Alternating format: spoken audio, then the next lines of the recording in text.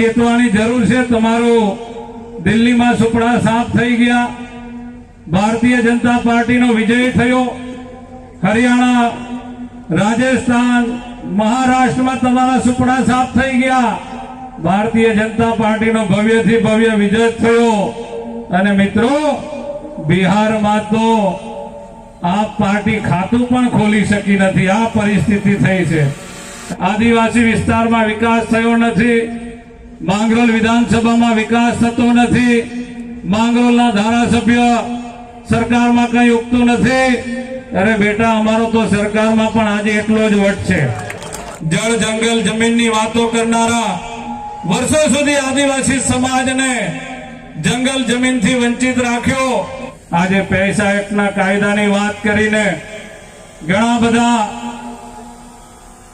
નીકળી પડેલા નેતાઓ ગામડામાં જઈને ગ્રામ સભા નામે તોફાન મચાવી રહ્યા છે।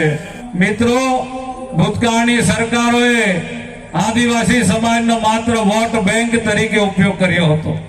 આદરણીય પ્રધાનમંત્રી શ્રી નરેન્દ્રભાઈ મોદી સાહેબે ગુજરાતના મુખ્યમંત્રી હતા ત્યારે વનબંધુ કલ્યાણ યોજના જાહેર કરી, અને આજે હું ભાજપના આગેવાન તરીકે, ધારાસભ્ય તરીકે છાતી ઠોકીને કહી શકું છું કે વિકાસ કોઈએ કર્યો હોય અંબાજીથી ઉમરગામ સુધી આદિવાસી સમાજનો, તો માત્ર ને માત્ર ભારતીય જનતા પાર્ટીએ કર્યો છે। ભાઈઓ બહેનો, જળ જંગલ જમીનની વાતો કરનારા, વર્ષો સુધી આદિવાસી સમાજને જંગલ જમીનથી વંચિત રાખ્યો, પણ આજે નરેશભાઈ સાક્ષી છે, જયરામભાઈ સાક્ષી છે।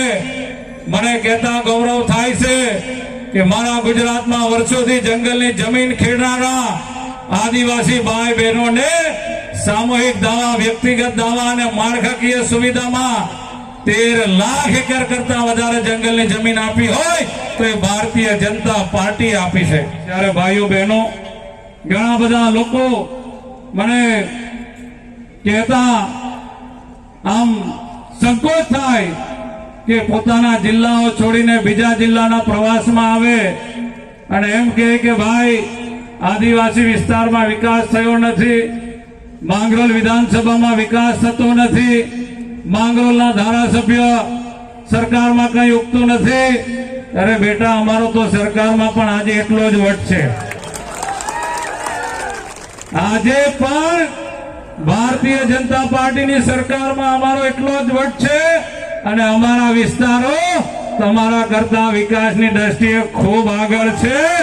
તમારા વિસ્તારમાં તો પ્રજાજનોની હાલત દયાજનક જેવી છે। ત્યાં તમારે વિકાસના કામોમાં ધ્યાન આપવું જોઈએ। એનાથી પણ આગળ વધીને અમે તો વિસ્તારની ચિંતા કરી, પણ આખા આદિવાસી પટ્ટાની ચિંતા કરી છે। ડેડિયાપાડાની અંદર પણ અમે લોકોએ એકલવ્ય શાળા અને કોલેજો આપી હોય તો એ ગણપતભાઈ વસાવાના ટાઈમે આપી। આપણા પડોશી નેત્રંગ, વાલિયા, ઝઘડિયામાં વર્ષો સુધી આદિવાસીઓને કરજણ ડેમનું પાણી નહોતું મળ્યું। અહીંયા અમારા અતુલભાઈ પટેલ સાક્ષી છે, દીપકભાઈ વસાવા સાક્ષી છે। અમે વર્ષો સુધી લડત ચલાવી અને 450 કરોડના ખર્ચે કરજણ યોજનામાંથી વાલિયા, ઝઘડિયા, નેત્રંગમાં પાણી અપાવ્યું હોય તો એ ગણપતભાઈ વસાવાજીના પ્રયત્નોથી આવ્યું છે। અમે સુરત જિલ્લામાં યુનિવર્સિટી લીધી નથી, અમે આ ટ્રાઇબલ મ્યુઝિયમ સુરત જિલ્લામાં લેવાના બદલે નર્મદા જિલ્લાની અંદર 150 કરોડના ખર્ચે રાષ્ટ્રીય ટ્રાઇબલ મ્યુઝિયમ એ અમે મંજૂર કર્યું છે। આજે પૈસા એક્ટના કાયદાની વાત કરીને ઘણા બધા નીકળી પડેલા નેતાઓ ગામડામાં જઈને ગ્રામ સભા નામે તોફાન મચાવી રહ્યા છે, પરંતુ તેમને ખબર નથી કે ગુજરાતમાં 2017માં પૈસા કાયદાનો અમલ કરાવનાર ગણપતભાઈ વસાવા હતા।